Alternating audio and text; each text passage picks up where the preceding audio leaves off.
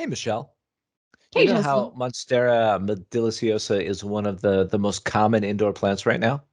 Yes, And you'd think that, it was native to some far off exotic location. because it looks exotic, yes. Yeah, but it's right in our back door. It's actually native to Mexico and Central America. Really? I didn't know that. That's pretty cool. Huh. We love talking about fun facts here at Plant Prescription, the official podcast from Costa Farms. Yes, we do. And next time, now that I'm ready, we're gonna do a bug fact next time. Brace yourselves, people. I've got a good one up my sleeve. Is it about aphid reproduction? No, it's about it's about one of my favorite topics that I talk about all the time on this podcast. Ex Excellent. All right. So, for those of you joining us for the first time, I'm Justin. I'm a horticulturist here at Costa Farms, And I'm Michelle. I am an IPM at Costa Farms, basically integrated pest management, the bugs and the disease. and we are here to hopefully entertain you and help you grow better, happier houseplants. Um, That is the goal. first, first question of the day comes from Joe from Lawson Heights, Pennsylvania. Can I use a Fiddleleaf Fig outside in a planter on my deck? My guess says yes, just right off the bat. Yes. So long. I'm just that was a really simple done with that. So long as I would recommend putting it in probably full shade from the get-go. Um, because well, I mean, it depends. If you just bought it and you bought it from a place and it was really bright in that place, but I would imagine it would probably be better in full shade when you put it outside. That would actually be really cool plant to put in the middle of a centerpiece, especially the ones, well, I don't know. I'm trying to look at your face and see if we agree on this or not. I can't tell, but I think it would be a really cool centerpiece, especially the ones, what are they called? Where it's like the bottom is bare. A standard tree form? Yeah, it's a tree form. Thank you. That probably would have been a better way to describe it. That would be really cool in a combo. What do you think, Justin? I can't tell. You're giving me the look right now. Nope, nope. I agree with you 100%. In the wild, they grow outside, actually in the full sun in Africa. However, just like people, if you're used to being in the shade, and you go outside in the sun, for the first time, you might get a little bit sunburned. So, like Michelle suggested, acclimating it in a shady spot first. I'd recommend a couple of weeks before moving it out to the sun. Or if your deck happens to be in a shaded spot, then boom, you're really good. To go in and out. In addition to the sun, the other thing that I would recommend is watching the temperature. It is a subtropical tree, so you don't want it outside. Ideally, if the temperature is going to be about below about 50 degrees Fahrenheit, 10 Celsius. Happily, it is a warm weather loving tree, so it can take 100, 110 degrees outside with very little problem as long as you keep it moist. Mm-hmm. And the So yeah, opposite, in yeah, yeah. Because this is in Pennsylvania, so I mean, it won't overwinter. definitely not. Yeah. All right, so there you go, Joe. Yep, you can absolutely use a fiddly fig in a planter outdoors on your deck. Just make sure to be treated right so that it treats you well over the season. Aw, yes. All right, question number 2 comes from Norwalk, Ohio. Cass asks us, I want to repot my Baltic Blue Pothos. Is there a special soil that I need to use? And this is a question we actually get a lot from people. Yeah, Um, you yeah. know, I didn't mean to say I could see that, but I could see that because soil is really important. And, that's one of the biggest decisions when you're potting up a plant is you want to make sure it's in the right soil. So, but take it away because you have gotten this question. This is a first time for me. So I'm curious to see what you have to say. So my point of view here is that just about any house plant will be fine in a general purpose potting mix. But do make sure it's a potting mix, that it's made for container gardens or specifically for house plants. Um, Now, in terms of how specialized you get beyond that, that's really up to you. And I think that with the houseplant boom that we've seen, some companies, I don't want to say make it harder than it is, but they add more choices. Yeah. Because it used to be that there were just like 3 or 4 different types of potting mix at your local garden center, and now there may be like a dozen. I know there are people because pothos is in the Aroid family. I know there are people who really like what they call a chunky Aroid mix Hmm. that has a lot better aeration for the roots, which can be fantastic if you tend to be Yeah. an overwater, uh, Yeah. but it can be really dangerous if you tend to be an underwater. Yeah. Likewise, you'll see potting mixes that have like a moisture control, gel, for example, that helps Yeah. hold moisture longer. That can be great if you're in underwater. It can be disastrous if you're in overwater. Yep. Yeah. Yeah, I agree with everything you're saying. The chunky aroid mix, again, I know that that's becoming really popular, but I do get concerned with the dry downs with that. Because I mean it's super chunky. It needs to have consistent watering. It's pretty unforgiving in that respect. So, but I agree that any regular potting mix would be a good place to start and kind of learn that before going into the other territory of a bunch of amendments and trying different things because there's a lot of different medias out there to grow in now. We really did make it complicated for people, didn't we? Well, I'm not going to say we did. No, we didn't, but Yeah, like collectively, we have made it hard for ourselves with it, like so many choices. absolutely. Yeah. The industry overall, not Yeah. not Justin and Michelle. Justin and Michelle want No, to no, make no. it easy for you, not more complicated. Justin and Michelle use the easiest method they can. Oh, Um, s- Speaking of the chunky aeroid mix, yeah. um, I have a theory, and I have not tested this myself, Okay. but I know our customer service team gets a fair number of questions from people who repot one of our especially trending tropicals from the Mhm. coir-based mix we use into the chunky aeroid mix, Okay. and how the plant is kind of wilty and sad. And I am guessing that Mhm. those roots might be having a hard time adjusting because that's a big change for the roots too. Yeah, I would What do you think of agree. that? I would agree. Again, because the chunky mix by default, and as the name implies, there's a lot of space and air gaps there. And so the roots aren't necessarily going to be in direct contact with water.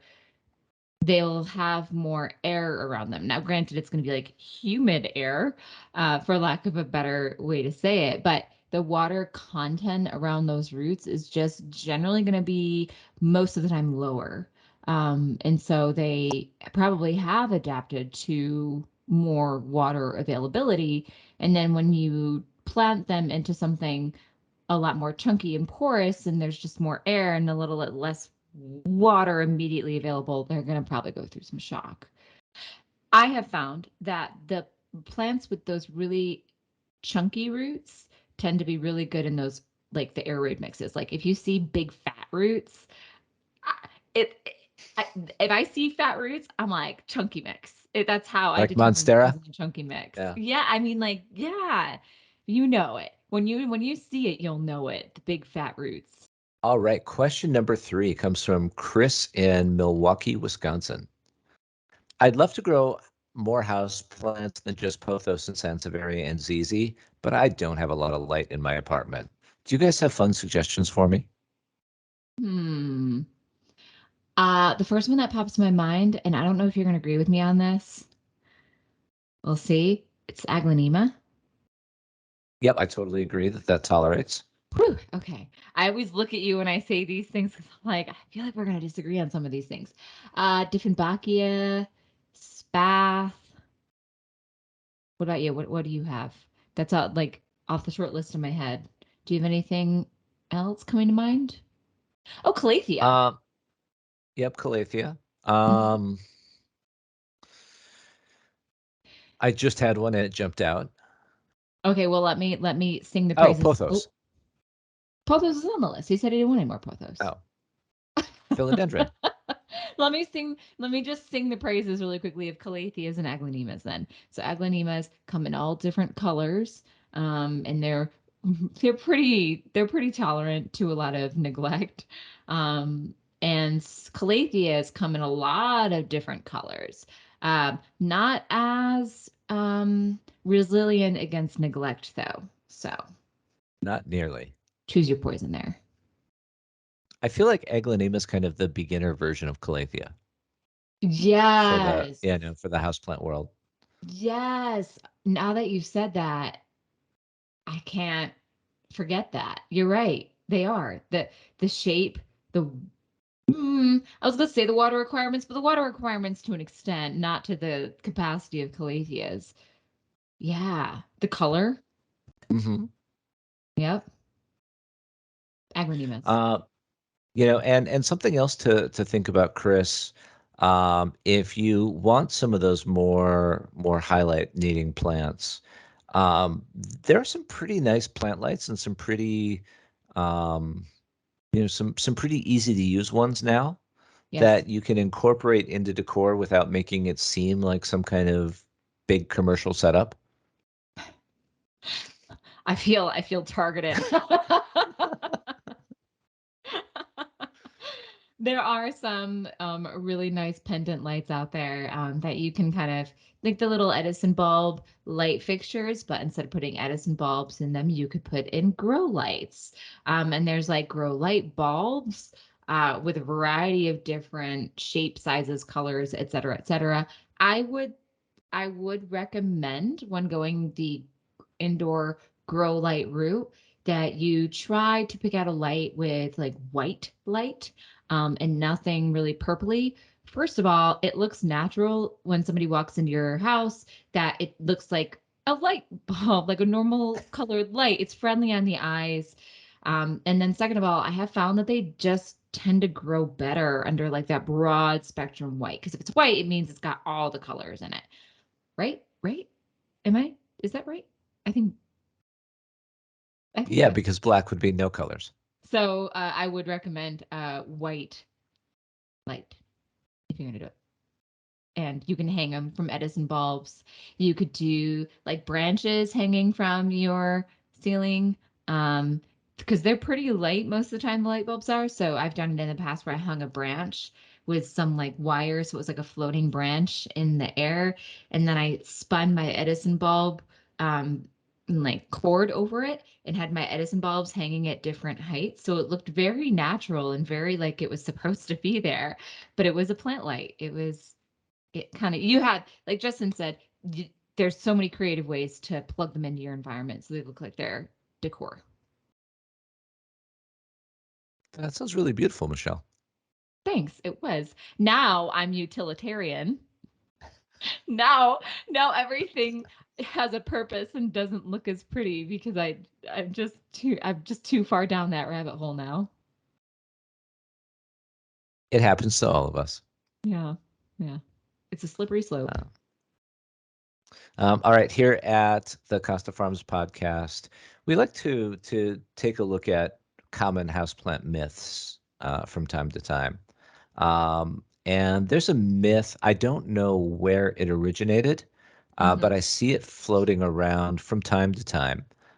And it always kind of catches me by surprise every time I see it. Um, that ZZ plant is deathly poisonous.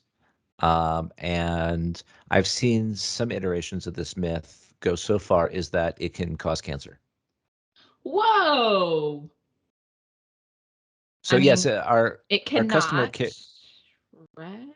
I'm like, because you're correct. the expert. This is your realm, and I imagine it doesn't. I've never thought about it, but No, ZZ does not release any chemicals into the air. Being around a ZZ plant is not going to cause cancer.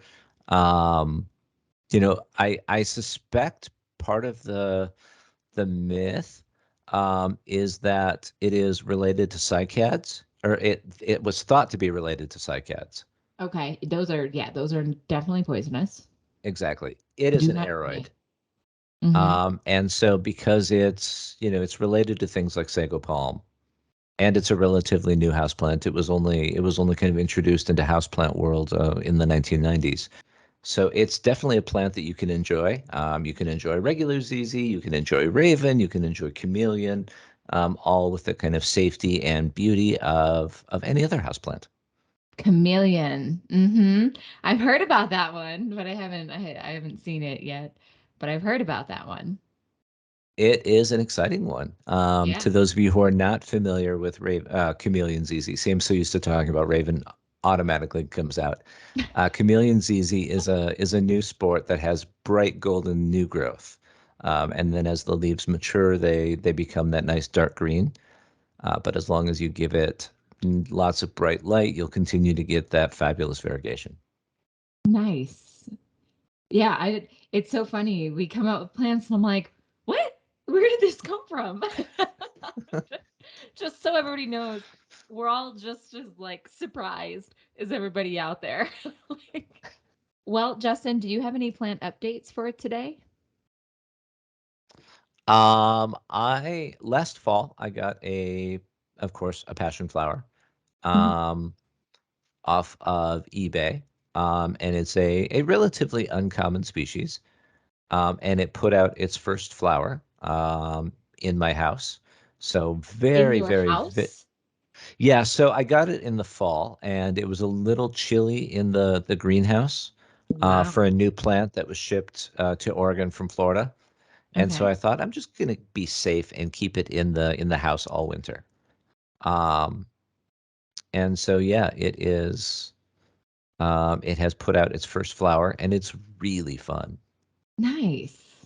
It's also surprising to me that it flowered in your house. That is wild. That's pretty cool. You must have a really bright room somewhere in there. South facing window. Ah, yeah. Okay. Nice. Well, I have so many plans. I feel like there's an update in there. But it's all kind of like just when I think of my plants, it's like just a wall of green right now in my mind. Oh, the Siltepecana, the Monstera Siltepecana reached the Yeah. top of the plant wall. Yay! Second Yay.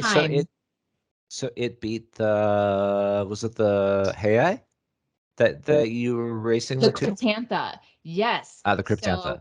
yes, same Raffid, whatever. I'm not gonna try to say the name. Mm, Raffida, whatever. Say it. How do you say it? I say Rhaphidophora.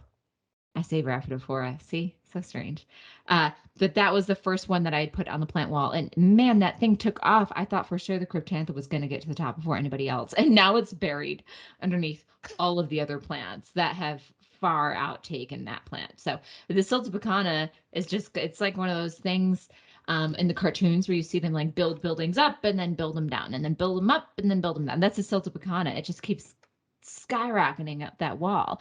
Oh, and I have an Adansonii growing on the wall. Now that I'm thinking about, I have a lot of news, and I have an Adansonii growing on the wall, and it's getting huge. It's so cool when that plant gets big. It's like big head size leaf with Yes. big holes. It is exciting, and I cannot wait to see how much bigger that thing gets. Those plants like the Siltepecana, the Adansonii, you look at them and you may think, kind of simple looking plant. But once you get it on a wall, or once you grow it up, it is a totally different plant. It is so cool. Is the Siltepecana starting to fenestrate yet? Oh yeah, she's holy. Nice. Oh yeah. And so does that mean she lost her variegation, or are you in that sweet spot where it's E- still a little variegated and fenestrated? Nope, she lost a variegation. Ah, But I recently got, so I did not know there are several kinds of Siltepecana, several being two that I know of right now. There's the regular Siltepecana, and then there's the Siltepecana El Salvador. And I've seen that guy keep his silver color and get really large leaves. Now, that doesn't fenestrate as quickly as the other one, but the leaves get really big and silvery. So I got that from a local grower recently because all of my local friends are plant people. And so I got one of those from her, and that, but I believe that's going on the wall. I can't wait to hear more about that in future check-ins. Oh, you have no idea. I'm so excited. I would, if I could bring the wall down here, I would, but I can't. So I shan't. You know, that's actually one of the reasons why I don't grow my Siltepecana up Because you is like the because silver? yeah, I yeah. know. I just like big leaves and I cannot lie. That's just True, truer words have never been spoken. okay. We should probably wrap this up. All right, everybody, thank you so much for listening to Plant Prescription. As always, please send us an email at questions@costafarms.com or post on any of our social medias if you have any questions you'd like to address on a future episode. Happy planting. Bye bye.